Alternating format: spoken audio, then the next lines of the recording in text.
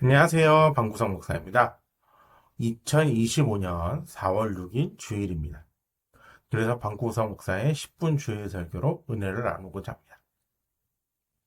로마서 6장 15절에서 19절까지의 본문을 가지고 죄의 종과 순종의 종이라는 하나님의 말씀을 증거하겠습니다. 인간 사회는 아무리 높은 자리에 있더라도 누군가의 지시를 받으며 살아갑니다. 일반 국민은 물론이고 정치인이든 어느 대기업의 회장 또는 사장이든 군대의 장성들이든 심지어 대통령일지라도 자기 마음대로 하기 힘든 구조가 지금의 사회입니다. 그만큼 우리는 여러 사람들의 눈치나 여론을 신경 쓰며 살지 않으면 안 되는 현실입니다. 그것이 우리에게 절제를 가져다 주기도 하지만 우리가 그것에 얽매이며 자유함을 가져다 주지 못하는 거라고 말씀드릴 수 있습니다. 제가 왜 이야기를 왜 하냐면 인간은 모두 죄성을 가지고 있기 때문에 서로 견제나 제재를 가하지 않으면 타락된 본성이 그대로 나타나기 때문입니다. 그래서 역사적으로 어느 한 인물에게 권력을 몰아줄 경우 사회적으로 많은 문제가 나타난 경우가 많이 있습니다. 그래서 정치적으로 서로 견제하며 타락을 막아 사회를 안정시키고자 한 것입니다. 그래서 성경에서 오늘 본문을 통해 로마서 6장 16절 전반부에 이렇게 말씀합니다. 너희 자신을 종으로 내주어 누구에게 순종하든지 그 순종함을 받은 종이 되는 줄 너희가 알지 못하느냐. 바울은 이 사회가 서로서로 누구에게 순종하게끔 이루어져 있음을 말하고 있습니다. 이와 관련하여 16절 후반부에 영적인 내용을 말씀하는데 혹은 죄의 종으로 사망에 이르고 혹은 순종으로 의에 이르니라 이렇게 말씀합니다. 이는 종의 삶은 둘 중 하나로 나누어진다는 것입니다.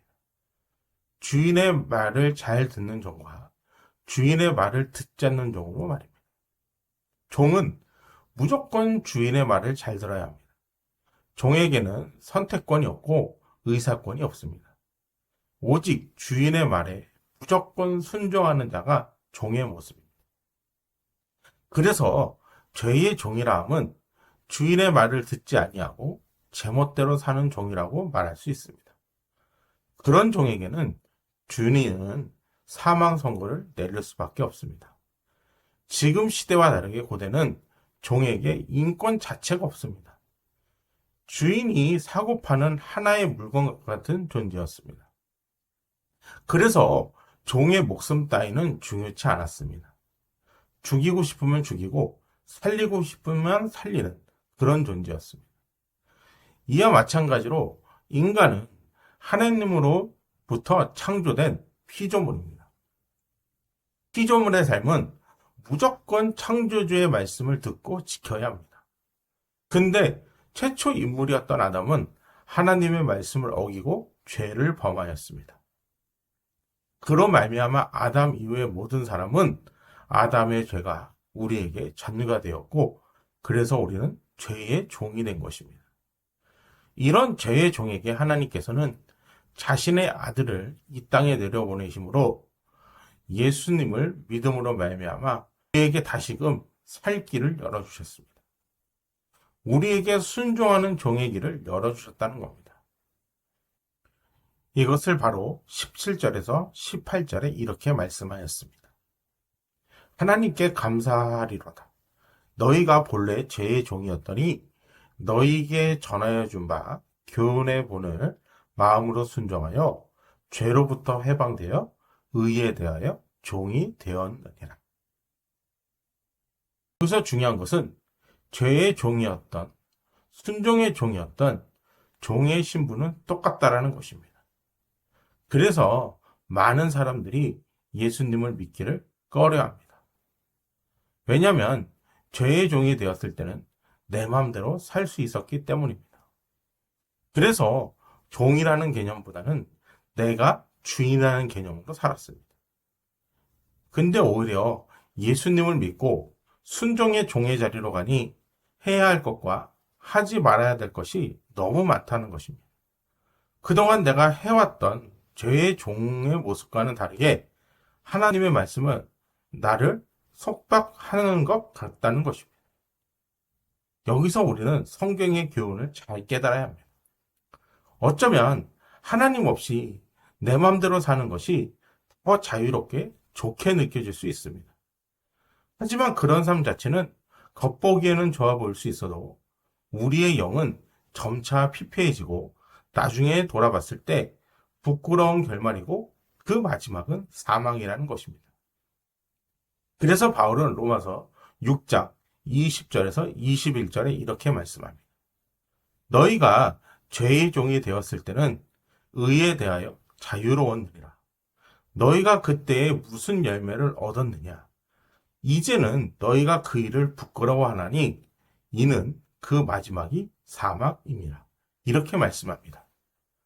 20절 말씀이 우리가 하나님 없이 살 때는 의롭게 살던 그렇지 않던 누가 뭐라 하지 않아 자유로웠지만 21절에 그렇게 살면 아무런 열매를 맺을 수도 없고 나중에 생각해보면 그렇게 살았던 삶을 부끄러워하며 마지막에는 영적으로 사망의 길로 간다는 것입니다.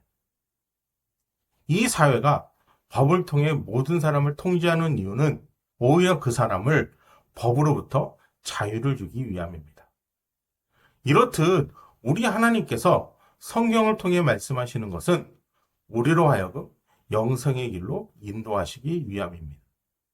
예를 들어 보겠습니다. 2명의 고등학생이 있습니다. 2명의 학생 모두 지적 수준이 비슷하다고 가정해 보겠습니다. 근데 한 선생님은 A 학생에게 자유함을 주었습니다. 그래서 공부를 하든 말든 알아서 하라고 했습니다. 모르는 문제가 있으면 그 학생이 물어볼 때만 알려주었습니다. 근데 다른 선생님은 B 학생을 다그치기도 하고 혼내기까지 하며 열심히 공부시켰습니다. 그 학생으로부터 자유를 빼앗았습니다. 잘 모르는 것이 있으면 그 원인을 분석하여 그 원인에 맞는 공부법을 알려주었습니다. 과연 A, B 학생 중 누가 더 좋은 대학에 들어갔을까요? 자유를 빼앗긴 B 학생이 더 좋은 대학에 들어갔을 것입니다. 이렇듯 자유를 빙자한 방종은 우리를 병들게 하는 것입니다. 마지막에는 나락으로 빠지게 하는 것이죠. 우리의 영적 상태도 마찬가지입니다. 그래서 바울은 로마서 6장 22절에 이렇게 말씀합니다. 그러나 이제는 너희가 죄로부터 해방되고 하나님께 종이 되어 거룩함에 이르는 열매를 맺었으니 그 마지막은 영생이다. 인간 스스로 주인이 되어 죄의 종으로서 자유롭게 살았을 때는 사망의 결말이, 하나님의 종이 되어 예수님을 믿고 순종의 종으로 살았을 때는 영생의 결말이 기다리고 있는 것입니다. 말씀을 마치겠습니다. 자유라는 말은 좋은 말입니다. 하지만 그 자유를 누리기 위해서는 우리는 절제된 삶이 필요합니다.